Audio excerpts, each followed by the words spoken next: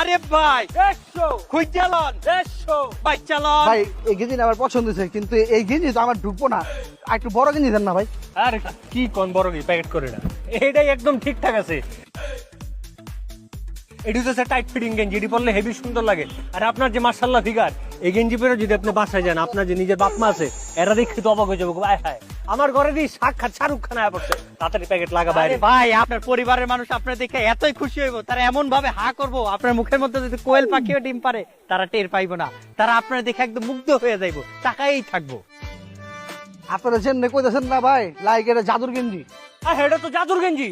এই যে আপনি একটা শিক্ষিত মানুষ, আপনি মাল কিনলেন না, আপনারা দীক্ষা ভাল লাগছে, আর নাহলে এই গেঞ্জি 500 টাকা নিচে বেচি না। জিগান দেখছস পল্টন, কি খারাপের খারাপ। হ্যাঁ, কাস্টমারের চাপা মায়ের একদম গলায় ফেলছে, আর কাস্টমারও কেমন বলত। হ্যাঁ, এই সাইজের গেঞ্জি এত বড় একটা শরীরে ঢুকবো, দেখবি বাসায় নিয়ে আগায়া কট খাইবো। চাপার লেভেল দেখে মনে হইতেছে চাপার উপরে পিএইচডি করে আইছে। ভাই এই গেঞ্জি তো আমার পছন্দ হয়েছে, কিন্তু এই গেঞ্জি আমি নিমু, আপনারা আমার বাটপাড়ি করতেছেন না তো? আমি এই গেঞ্জি নিমু, ঠিক আছে আমি পয়রা নিম। সাব্বাস কাস্টমারের বাচ্চা, আমি তো এটাই চাইছিলাম। এখন বুঝবো তামিমের বাচ্চা খেলা কারে কয়। এখন দেন, আপনি টাকা দেন, টাকা দিয়ে গেঞ্জি নিয়ে যান। অবশ্যই ভাই, টাকা দিয়ে নেবো, গেঞ্জি দিয়ে খেলবো না, এই গেঞ্জি আমি টাইল দিয়ে নিম। ঠিক আছে, পয়রা নিবেন, কোনো সমস্যা নেই। এই গেঞ্জি খালি পরবেন কি লেগে, আপনি এই গেঞ্জি পরে নাচেন, গান, দৌড়ান, কোনো সমস্যা নেই।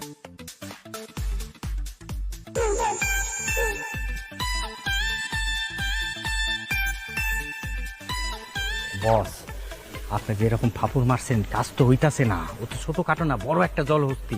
ওরে যদি 3 টুকরা করে কাটি, এরপরও তো এই গেঞ্জি গায়ে ঢুকবো না। তুই দেখেন পাশের ওরা মজা নিতেছে।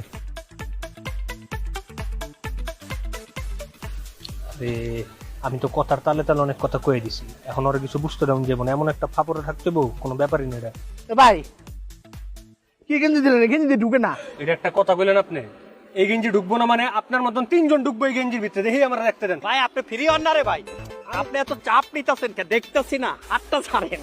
আরে হাতটা ছাইড়া দেন না। আরে ভাই কি রে, দুইজন মিলাও তো কাস্টমারের গলায় এই গেঞ্জিটা ঢুকাইতে পারলি না। এখন কি মাইকিং কইরা পুরো এলাকার মানুষজন জড়ো করতে হইব গেঞ্জি ঢুকানোর লাগা?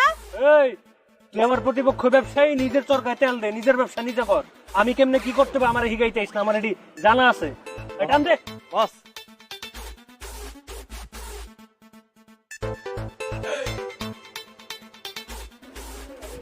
আমার তো কোনো দোষ নেই, হাতির বাচ্চার মতো শরীর জ্বর হচ্ছে, তো পাটের বস্তার মধ্যে ঢুকবো না। ওরে বাটপাড়ের বাচ্চা, তোরা আবার ছাগলের বাচ্চা বানাইছস, তো গাছটা খবর আছে। ভাই রে ভাই, ভাই ওই মাল্লা